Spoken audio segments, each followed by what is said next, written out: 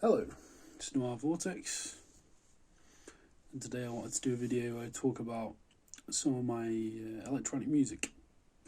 So this is going to be a bit of a, for those of you who don't know, I haven't really talked about it that much recently on my channel for a long time really. I make electronic music, and I've done so in a variety of different forms and ways, and quite a variety of styles as well, actually, to be honest. So I've performed as, I made music as the Great Pisshead of Bogner, Regis, which is more of a comedy routine, but one of the first forays into electronic music, actually. Quite a funny, humorous title, maybe. Great Pisshead of Bogner, Regis. I'll talk more about where the idea for that came from. Statex, which is my sort of initial moniker, more in the realm of what I do now, which is as BrokenGod, which is my general name that I released anything under now. And also I had a band project which was involved in for I think 2 or 3 years called NatureMagnet, which was very fun and very interesting time, actually, working with other people instead of just as a solo unit, as it were. So those are the main names that I've, monikers that I've worked under. I like working under multiple monikers. It's sort of, I mean, ultimately, that doesn't mean, you don't mean, in theory, you wouldn't even really need a moniker, really, to represent something that is just from you, like. But I find it fun. It's sort of influenced, I guess, by Aphex Twin. You know, Aphex Twin is a polygon window, Aphex Twin, AFX, loads of different names. The TOS, probably, anyway.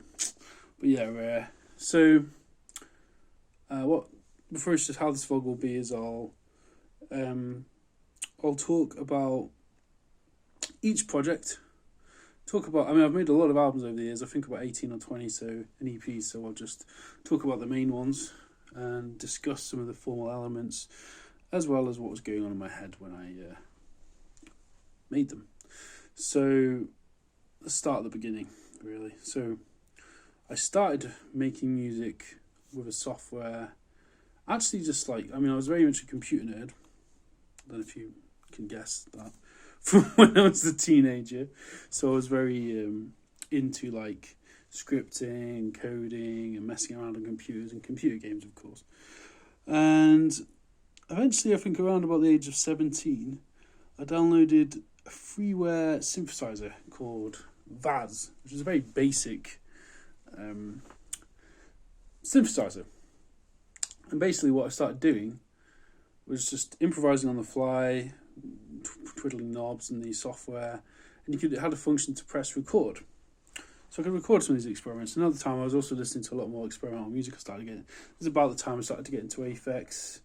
I started to discover noise, ambient, mostly ambient and IDM sort of music, I guess. I don't really like the term IDM, but whatever, it helps to realise what I'm talking about. 90s, like ambient techno and experimental, all that sort of stuff, like Autechre, and I started just to be exposed to this stuff. Autechre, in fact, the first time I listened to them, I really didn't get it. Gans Graph was the first exposure on MTV, late night thing, whatever it was called, and 120 minutes, and it just started off as another extension of like messing around with computers and just seeing what you could do with them, like sort of hacking computers, really, in a way. Like it's sort of a similar thing. I mean, I'm not really a hacker, but like, you know, I mean, coding is a sort of form of hacking, you know what I mean? And I really just got into the idea of making sounds, making interesting sounds, and then composition as well. I wouldn't put it in those terms at that time, but I got interested in the idea of composition and making sounds that just sound alien and strange somehow.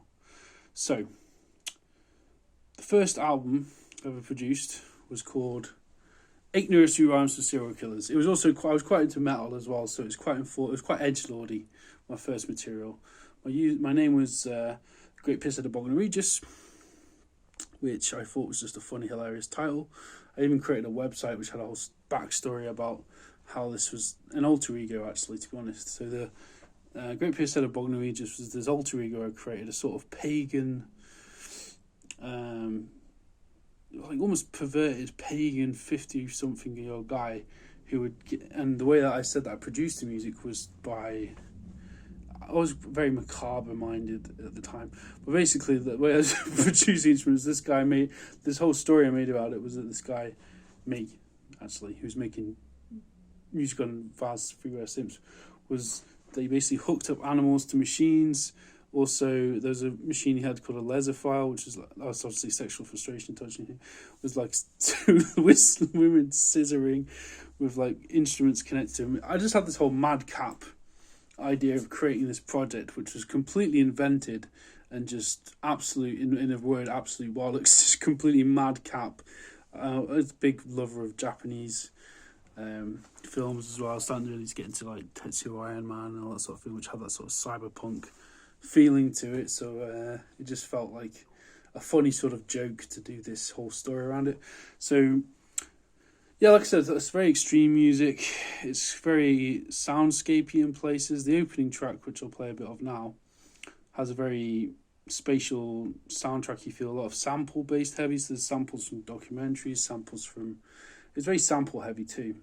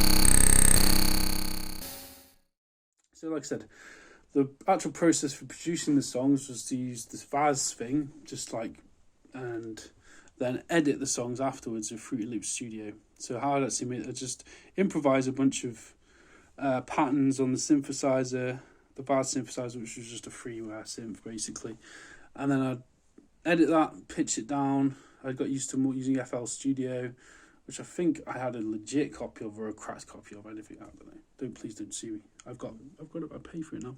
Believe me, FL Studio. But I had I basically edited it, added some samples, did some like production on it, I guess.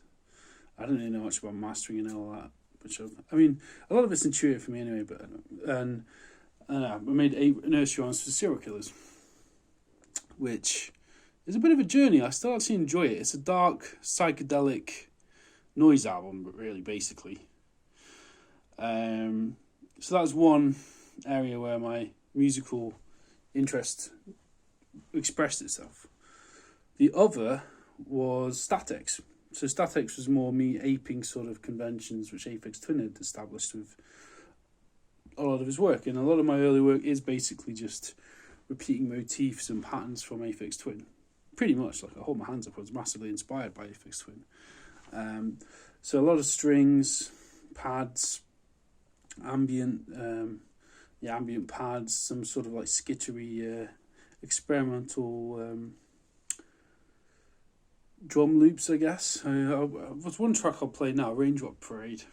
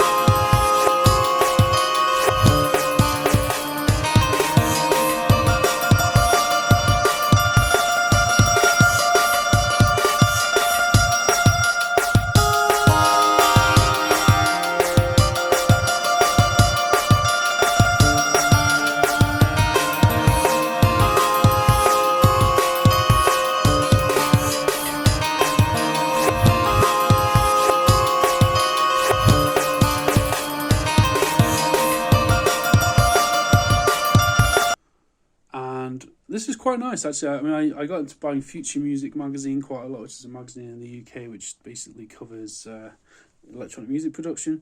I had a sample pack in that, and back in the older days where you get a CD with a sample pack.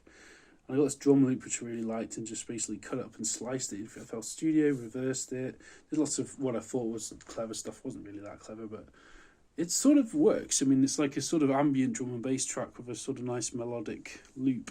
The loop I also got from the pack as well, the sample pack. So that was at the time when I made Statex, the first album was Static Waves from Inner Space. It's sort of a mixture of ambient techno and ambient music in the vein of Select Ambient Works 8592, or some influence as well from Select Ambient Works Volume 2, which was started to get into around about that time, which did actually take a while to grow on me because it's a much more experimental album than the first one by Aphex, but I love it. It's one of my all-time favourite albums now, to be honest. And it just takes me to another world every time I listen to it, and it's a fucking masterpiece.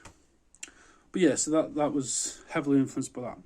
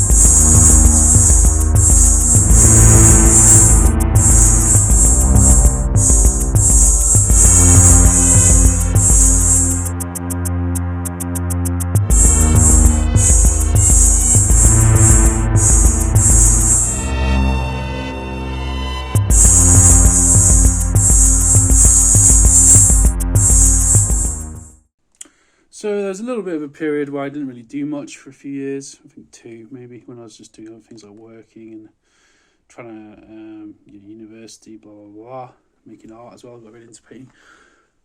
So after a while, I wanted to make some music again, experiment, just get FL Studio. I think I had some spare time, so I thought, yeah, why not? I'll make some music. So that's where I started. I wanted to change my name from Statics to something else, and I chose the name BrokenGod, which I quite like, actually. It's sort of like obviously I don't mean to offend anybody, but it's just, I like the idea of it's like a mechanistic feeling to it, like a machine, like a broken god. It just conjures up lots of images in my head where I say broken god, or when I think of the word broken god.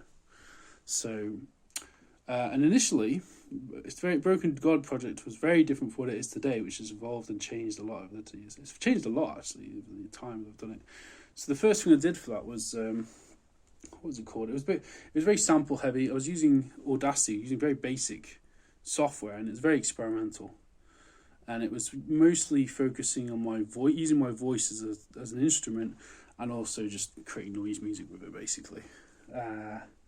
I'll play a sample of that now.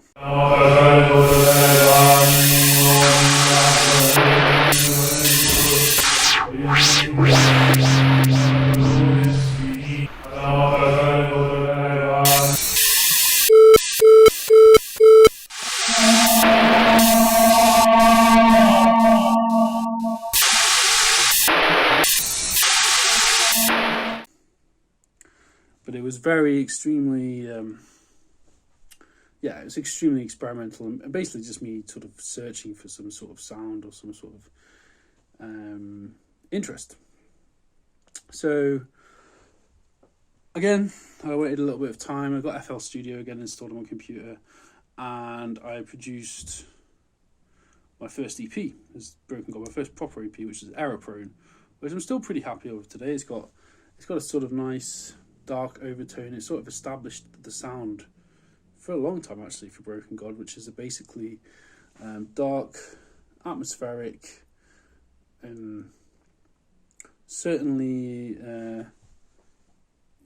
with I wouldn't say glitch beats, but sort of like processed beats, and a lot of emphasis on frequency. So I'll play a track from that, which is I'll just play a track from that, and you can sort of get an idea of what it's about.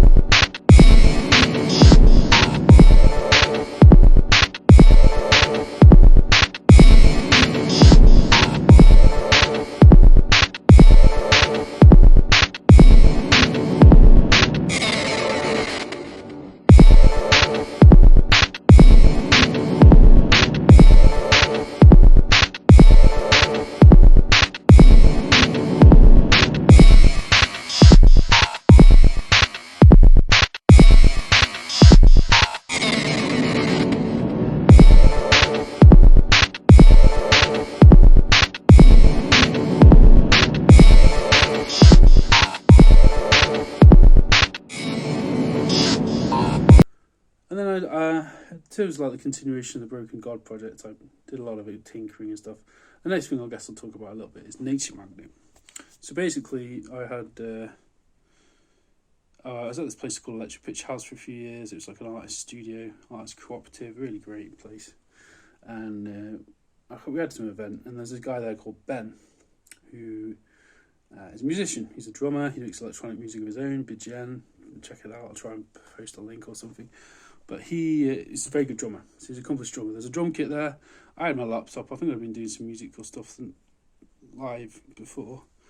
And basically, we just decided to, on the spot, improv, playing together. And it was really fun. We just made some noise, and he was drumming along. I was doing... And we just had a lot of fun with it. It's all the best projects I've been for.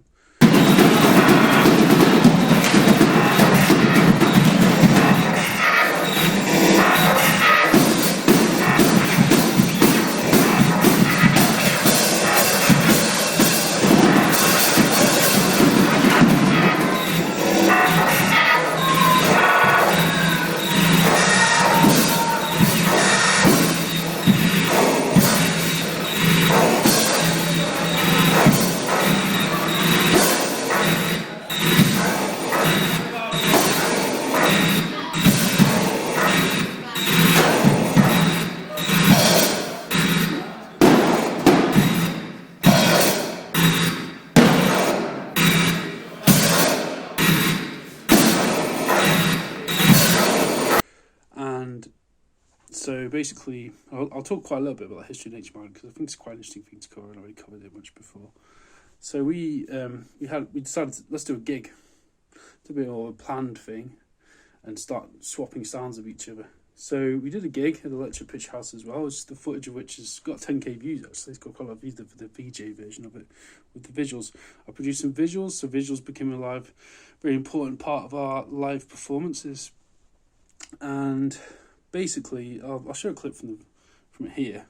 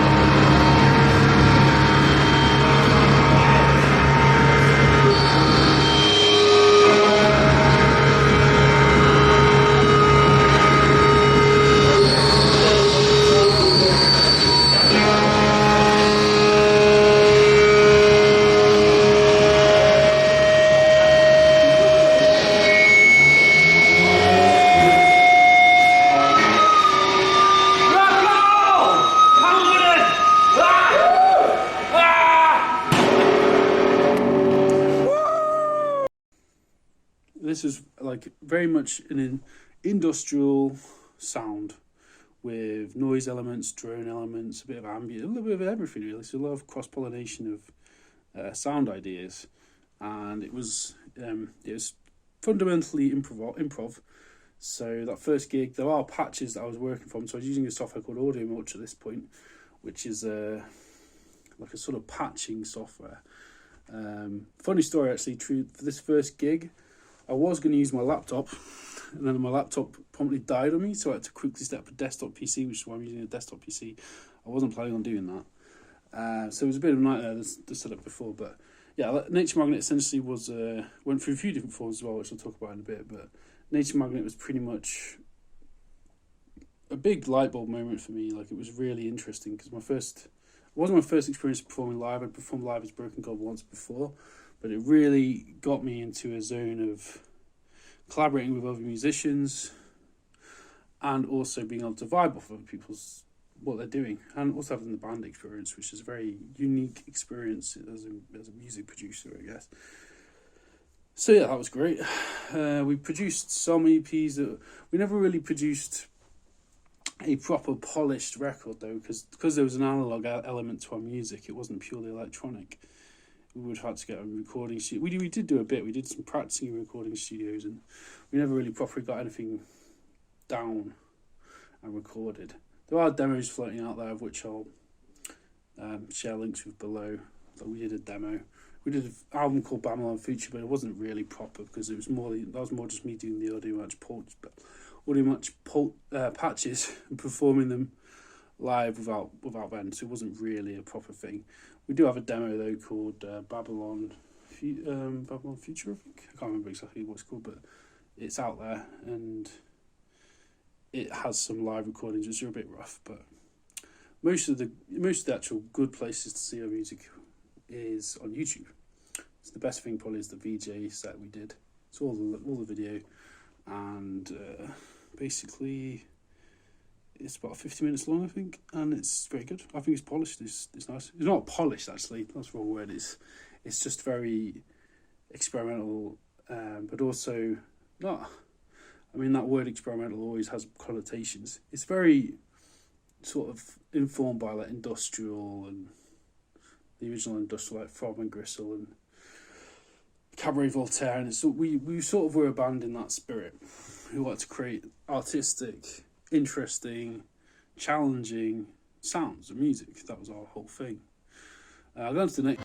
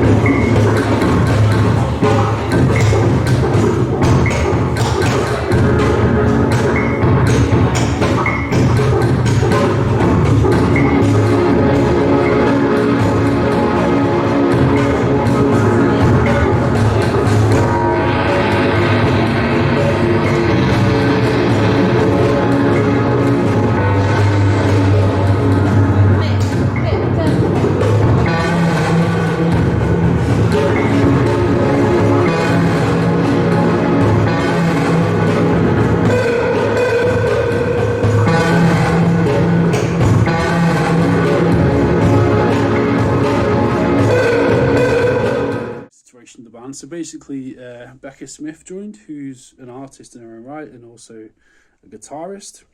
So she joined the group, and we had a new element there because we had a guitarist. So we did a few more gigs, which was really good, and we sort of started to have more of a rock sort of metal element in our music as well, like sort of freaking out. So a bit more of a psychedelic sort of post-prog rock element, which is really cool to vibe off actually.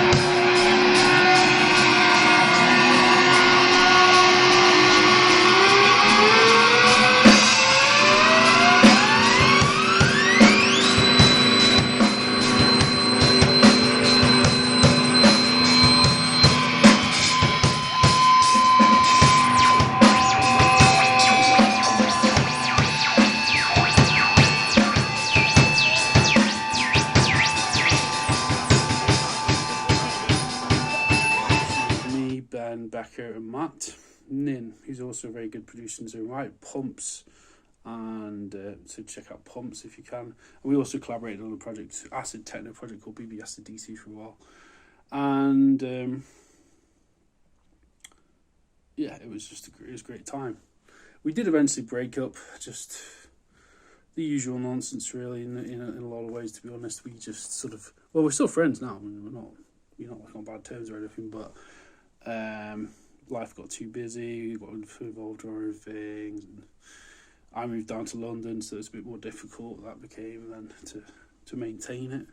It's just the usual story of a band, but we had a great time and made some good tunes, I think, really. So my next major release is BrokenGod, which I still think is one of my best things, is Clockwork Hearts, of which there's a full film of, which I'll link to. So Clockwork Hearts is sort of my love letter to 90s ambient techno, like Boards of Canada and sci-fi film soundtracks, like maybe Hans Zimmer, or not necessarily Hans Zimmer, but something like that. Something similar to that. Like, it's got very much a Blade Runner vibe. It's informed by Blade Runner. It samples Blade Runner, so it's I'm very proud of it. So I'll play a track from that.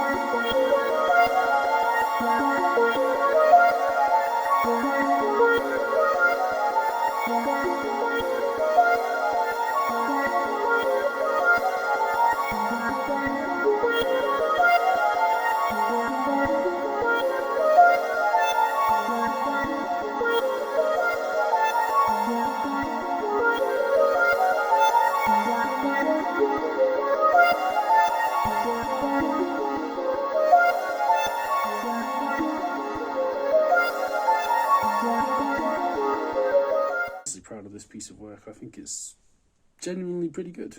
Like a little bit before that, I was doing a lot of weird, just experiments which weren't really working. But Clockwork Hearts was a nice, polished effort.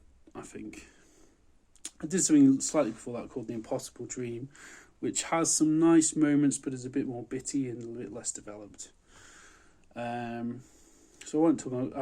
I briefly mentioned BB Acid Dita. We did a few gigs. That's me and my mate Matt Nin, and we had a lot of fun with that. It's all analog, so it's all analog synths. just improv really, basically, and it was a good laugh. I can't really say much more about it than that. It's just a lot of jamming, really.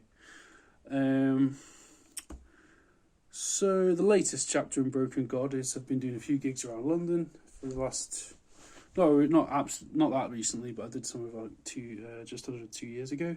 Did a few gigs in London supporting DSB, Dismembered Sound Booth, and also some art shows.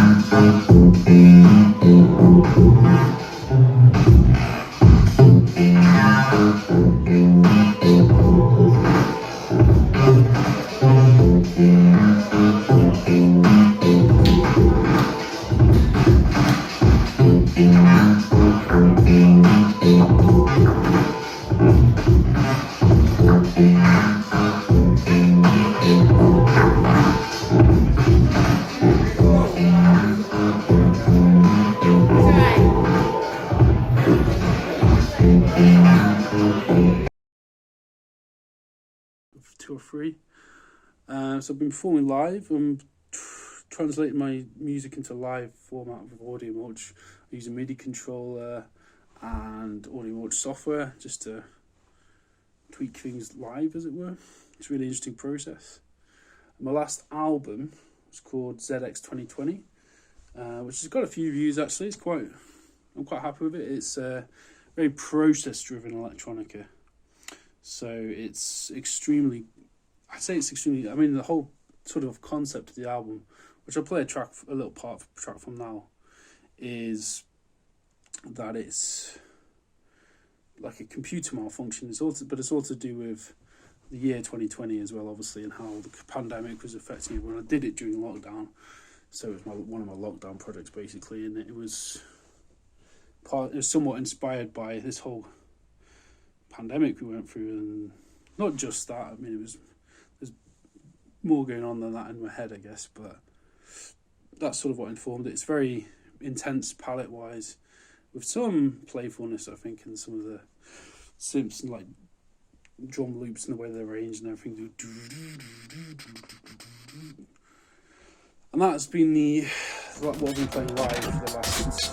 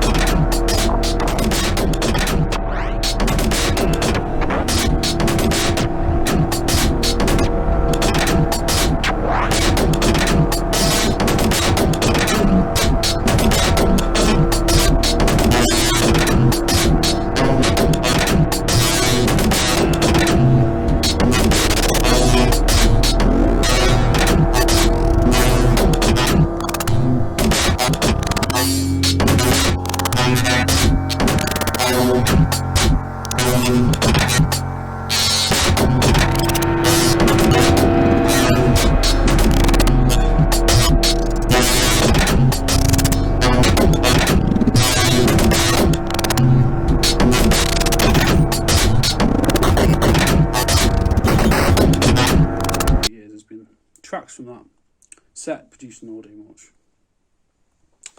And then the very last thing I released was an album in tribute to Yuri Gagarin, which I've returned back to FL Studios, so it's more of a studio album as opposed to a live thing, which has, I'm still not like 100% sure on all the quality of this album, but I'll play one of the tracks, a little bit of it.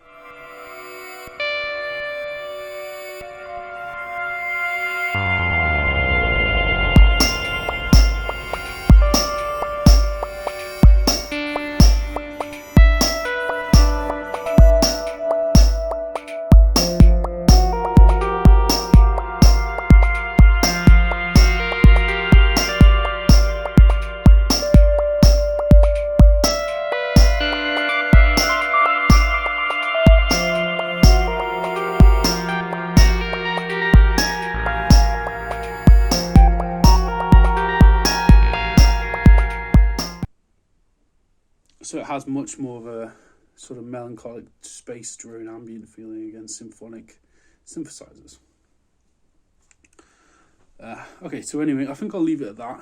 That gives you a bit of an introduction to my sort of musical output and my musical journey over the last 20 years now, basically. So yeah, you can explore that at your leisure. That's sort of an intro to the music I've made over the years.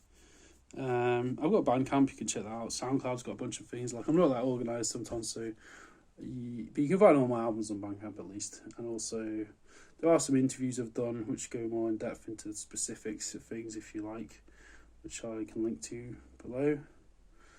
I guess that's all really. So I'm Noir Vortex. Hope that was interesting in some way, just giving you an insight into my music and how I approached music, electronic music and stuff.